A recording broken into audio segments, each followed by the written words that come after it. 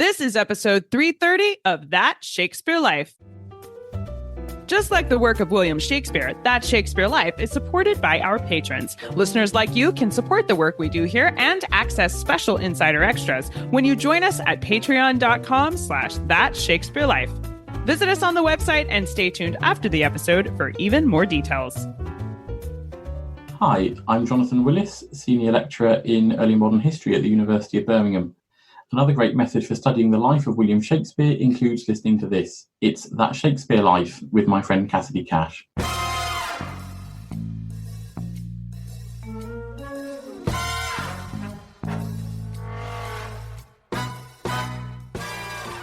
Celestial globes were certainly present in Shakespeare's lifetime. And as I said, in fact, celestial globes were made before terrestrial globes were made, because people on the earth could look up and see the stars, and there was an annual pattern of the stars revolving around the place they were.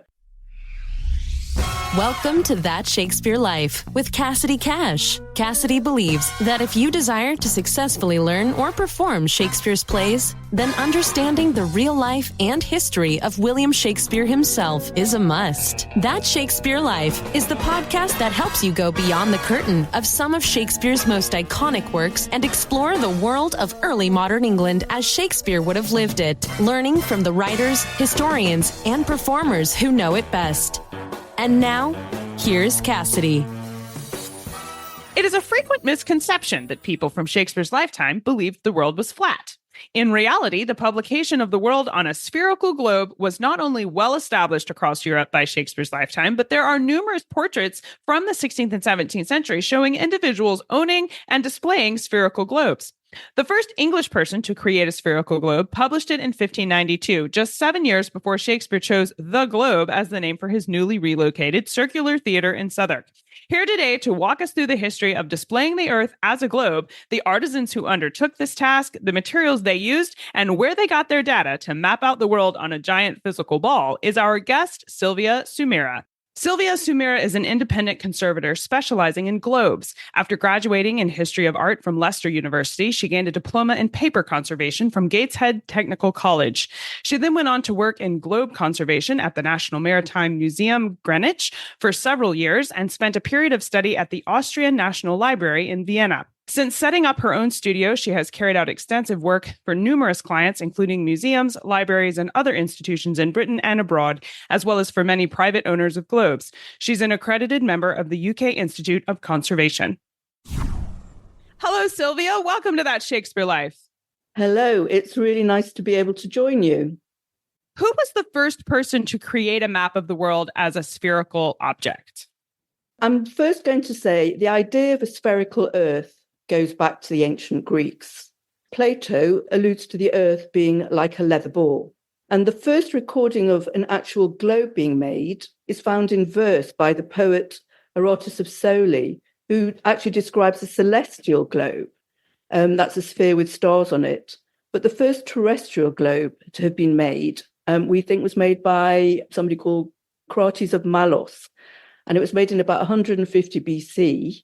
There are records of it, but it doesn't actually survive.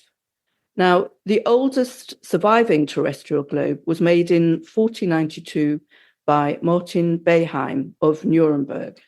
Now, you mentioned that the first globe was actually a celestial globe, and those are the ones that position the stars overlaid on top of the terrestrial ball, so you can see the position of the stars as well as the actual Earth. Was that something that would have been present for Shakespeare's lifetime? Celestial globes were certainly present in Shakespeare's lifetime. And as I said, in fact, celestial globes were made before terrestrial globes were made, because people on the earth could look up and see the stars. And there was an annual pattern of the stars revolving around the place they were. Whereas they weren't exploring the world like what people started to do from, the 13th, 14th centuries on. So people were able to see the stars more than they could actually see the whole Earth. North America is known as the New World for this time period, and we think of it as having been discovered by Christian Europe in the late 1400s. Would some of the spherical terrestrial globes available to collectors in Shakespeare's lifetime have included the New World on those maps? Yes, definitely. Well, in fact, the first terrestrial globe I talked about, the Martin Behaim globe, America is not there, or the continent of America is not there. But soon after that, America appeared on maps. The first globe to show the New World with the name America was made by Martin Waldseemüller in 1507, and he named the continent America after the explorer Amerigo Vespucci. He made this big map, which you can actually see in the Library of Congress now, but he also made a globe, a very tiny globe, about 11 centimeters in diameter. And that actually also shows America, the continent of America. I have to ask whether or not Columbus had anything to do with the shift, since you mentioned the oldest surviving terrestrial globe was made in 1492. Now, that wasn't in the same part of the world Columbus was from, but were those kinds of explorations going on at that time to be credited with America getting added? Well, they discovered America and the islands approaching America and America. And then they came back with this information, and that was incorporated into the ever-growing knowledge of the world. So one of the discoveries of Columbus was the world was actually much larger than they thought it was. Columbus thought if he sailed west, he would come to Japan. But of course, there was a great big continent in between. Are there any other locations or attributes that are conspicuously omitted or even perhaps included that make surviving globes datable to the 16th century because of specific geographic inaccuracies? There were many geographical inaccuracies on globes of the 16th century and the 17th century, in fact. I mean, the globe makers are always refining their globes, trying to make them better. And place names changed a lot. In America, for example, it was really the East Coast that was being explored. Not much was known about the West Coast at the time. It's a lot more difficult to get there. You had to go around the bottom of South America to get there. So there were many blank spaces really on globes. So it was the coastlines that were usually quite well mentioned. But as I say, different countries named places in different ways and names changed. So it was kind of a shifting pattern all the time. And as new information came to light, obviously the information on globes changed. Is it true that a 16th century global map maker is responsible for the phrase, "Here be dragons"? And was he including a land of dragons on his map? Well, there is a globe that dates from about 1508 that bears the words Hic sunt Draconis, which means "here be dragons." It's an engraved copper globe, and it's in the collection of the New York Public Library. It doesn't actually mean that there are dragons there. What it really means is that it's an unexplored territory, so no one really knows what's there. So it could be full of scary monsters, but really it's just a way of saying we don't really know what's here. And in fact, you will find dragons and sea monsters on many globes, on many terrestrial globes, but they quite often appear in the ocean. Now, if you think of all the oceans there, it's great big blank spaces on a map. So in order to make them less boring, globe makers often put a few little dragons and sea monsters there, just to make it a little bit more interesting and more pretty to look at. The first terrestrial and celestial globe made in England happened during Shakespeare's lifetime, being published in 1592. Tell us about who made this globe. Well, the first English printed globe was made by someone called Emery Molyneux. And he was a mathematician, an instrument maker, and he was well known for making compasses and hourglasses, which were instruments that were used on ships. And he moved in the circles that other mathematicians moved in, and he knew some of the great explorers of the time, for example, Sir Francis Drake and Sir Walter Raleigh and John Davis. And he was introduced to a London merchant called William Sanderson, who decided to fund the making of a pair of globes, really to promote English maritime enterprise. And he spent a lot of money for the time on these globes. He spent about £1,000, which is, about over £100,000 in today's currency. Yeah, so Emery Molyneux made these globes with the help of many other people, and they were very well publicized at the time. And in fact, a pair of these globes was presented to Elizabeth I, which shows, and in fact, the globes were actually dedicated to her, which shows how important they were. That's not a shabby amount of money, even in today's terms. That's just a tremendous amount of money to be spending on these globes. Yeah, well, it was an article I read and they used a currency converter from, what something was worth then to what something is worth now. But it was a lot of money. It was a lot of money. Yeah.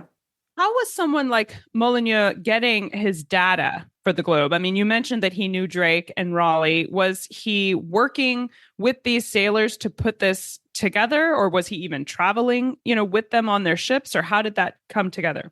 It's a little bit unclear as to exactly how many journeys or voyages he made on ships, but he certainly did go to sea. So he certainly had some knowledge of seafaring, but it seems it was more in the North Atlantic than anywhere else. But I don't think we know for sure. But certainly he was getting information from the explorers that he knew, but also from as many sources as he possibly could find. So, other charts, other maps, and so on. So, yeah, I mean, he was just drawing information from as many sources as possible to try and make his globe the most accurate. Now, was he doing this independently? Or, you mentioned that they were presented to Elizabeth I, but did she actually commission this project, or was he just doing it on his own? It was commissioned by William Sanderson, this merchant who actually funded the project. Okay. So he was making the globes. I don't know exactly why he decided to do this, except maybe he was because he wanted to promote himself as much as anything else. But it certainly was a great propaganda exercise for English maritime enterprise, which was really flourishing at the time. One of the most famous map makers who we've mentioned on our show previously is Mercator, Gerardus Mercator, who created his global map in the 1560s. How were these spherical globes that were being produced by Molyneux different from the Mercator maps? Well, the Molyneux globes were a kind of update of the Mercator maps. And in fact, Mercator made globes himself. The terrestrial globe was made in 1541 and the celestial in 1551. And they were sold throughout Europe until the end of the century. But they were a little bit outdated by the time it got to about 1590. So that was another reason for actually making a pair of new globes. And there were also Dutch globes being made at the time in Amsterdam. And in England, I think people thought it was a good idea to have their own pair of globes rather than buying globes from abroad. So there were several reasons why it was a good time to make a pair of globes. Why was he making a pair of globes? Why was it necessary to have two? Well, at the time, there was a great interest in cosmography, which is the study of the Earth in relation to the heavens. Now, the heavens were very important for navigation because one way sailors could actually navigate across the oceans was by looking at the stars. So that would give them an idea of their position at sea. They didn't have the sophisticated methods we have today. So combining a pair of globes, it really kind of gave people like a compact model version of the Earth and the heavens. And with each globe, you could actually do calculations. So they were a bit like analog computers where you could work out when certain stars would rise at certain times of the year and so on. So pairs of globes started to be made around 1515, 1516. And the idea of a pair of globes continued right until the 19th century. So you had like the cosmos neatly encapsulated in a pair of globes. We've mentioned that Molyneux published his first spherical globe in 1592, and we know Shakespeare built his Globe Theatre in 1599, just 7 years later. Is there any reason to think Shakespeare and the Burbages might have been inspired by the publication of Molyneux's Globe when they were naming their round theatre? It's entirely possible, but I don't think we know for sure. There is another theory that the Globe Theatre was named after Hercules, who carried a globe on his shoulders. And the reason that is relevant to the theatre is that the Globe Theatre was originally built on the north bank of the Thames. But I think there was a land dispute. And so they decided to move it to the south bank. So basically, they dismantled the theatre. And it was a Herculean task to bring the theatre across the river. It was carried across the river to its new site on the south bank. So that's another theory as to why it was called the globe, simply after Hercules carrying a globe on his shoulders. I read somewhere that at least one terrestrial globe had been made from an ostrich egg, and this was very surprising to me. So I wanted to know if that was accurate, as well as to ask you, what did they make these globes from originally? Well, a globe appeared a little while ago that was made from an ostrich egg and it was very similar to the early 16th century globe I talked about, where it said, "Here be dragons." But in fact, I think research has shown that it's actually a modern globe. And I think it was made from an ostrich egg, but it's not as old as the globes at Shakespeare's time. And in fact, several of these globes have emerged. So it's true that there is a globe made from an ostrich egg, but it's a copy rather than an original old globe. What were the originals made from? What did they use instead? The main sphere is actually plaster. And this was, well, I would say that the first globes to be made, small ones, you could make them from a wooden ball. But obviously, as they got larger, making very large spheres out of solid wooden balls was very difficult and heavy. So a structure came to be made that really was used for the next 400 years of globe making. And that was a plaster sphere. So you had a mold, which you covered with paper. You cut the paper off the mold when it was stiff and joined it together with a pillar in the middle. Then you coated it in plaster, which you turned in a mold of the diameter that you wanted the globe to be. So you had a sphere, and then you could smooth it down. And then you printed your paper gauze. That's the segment. It's like an orange. If you divide an orange up into lots of segments, the outer part of the orange, it's like a triangular pointed segment. That's called a gauze. That's spelled Gore. They were printed flat, and then they were pasted onto the plaster sphere. And quite often you had 12 gauze. It could be 18, but 12 was a very common number. Were spherical globes considered commercially available? I mean, was this something that only Elizabeth I or people at her level of society would have owned, or who would have been purchasing these? Well, I think you'd have to be a fairly wealthy person to purchase a globe. But the kind of people that would be buying globes would be, or having globes presented to them as gifts, would be rulers, so kings and queens, dukes, people in the higher levels of society. But also universities had globes, because obviously they were teaching their students about the world and the cosmos and so on. So a pair of globes would be an essential piece of equipment. The higher ranks of the clergy might have a globe. You know, there are cathedrals in England where, perhaps a little bit later than Shakespeare's time, but in the 17th century, bishops were buying globes for the cathedral library. And also wealthy merchants would want to own a globe or a pair of globes to show their status and also to show off their knowledge and to exhibit to people that they were learned people who knew about the world.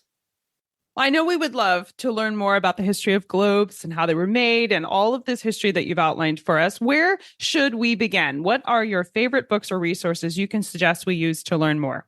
When it comes to learning about globes, there are a few books out there. There aren't that many books, but one of the books I would recommend is my own book, which I think is a very useful and accessible introduction to globes. It's called The Art and History of Globes if you buy the English edition, but it was also published in America by the University of Chicago Press. And the American edition is called Globes, 400 Years of Exploration, Navigation and Power. I think it's fairly easy to read. It gives a general introduction to the history of globes, and then it goes through, it shows examples of globes from 1492 right until the end of the 19th century, when globes really, that was the heyday of globe making. There's another book which also has lots of pictures of globes and has very accessible chapters on globe making throughout Europe, around Europe. And that's called Globes from the Western World by Ellie Decker and Peter van der Krocht. And that was published in 1993 by Swemmer. And another book on globes, which is full of very detailed information about one of the best collection of globes in the world, is a book called Globes at Greenwich. And it's a catalogue of the Globe collection at Greenwich, the National Maritime Museum there. They have one of the largest and finest collections in the world. And that's by Ellie Decker, who was co-author of the book Globes from the Western World. But it's a very, very detailed, gives very detailed descriptions of all the globes in the collection. And again, there are many photographs there and some chapters explaining how globes were used and other related activities to do with globes. These are excellent recommendations. And I know the internet is a huge place, and getting on to Google something can be just vast and overwhelming when you're looking at something detailed like the history of globes. So to help, we will include these links in the show notes for today's episode so you can go directly to the books Sylvia recommends today. So stay tuned for the URL for where to find that list for today's conversation. Sylvia, we asked everyone this next question here at That Shakespeare Life, and that's, what's the one book you would take with you on a deserted island? My friends in England tell me I'm supposed to allow you the complete works of Shakespeare and a copy of the Bible, so your choice would be in addition to those. Well, I thought about this, and seeing as we're this particular episode of Shakespeare Life is to do with cartography, I thought I would take a vast volume called, well, it's part of a series called The History of Cartography. But the volume I take is volume 3, parts 1 and 2, and it's Cartography in the European Renaissance. Now, it's 2-volume book, and very, very, very densely printed, but it gives an immense overview of the European cartography. I've only read a few chapters so far, so if I was to be on this desert island for a very, very, very long time, it would keep me going for a very, very long time. And I'd emerge from the desert island full of knowledge about European cartography in the Renaissance, which would be a wonderful thing. I think I'd enjoy reading that one just for the pictures. It sounds astounding. Definitely a good choice for sure. So what's next for you? What are you working on now that you're excited about? Well, at the moment, I'm working on a pair of 18th century globes from a country house in England called Ham House.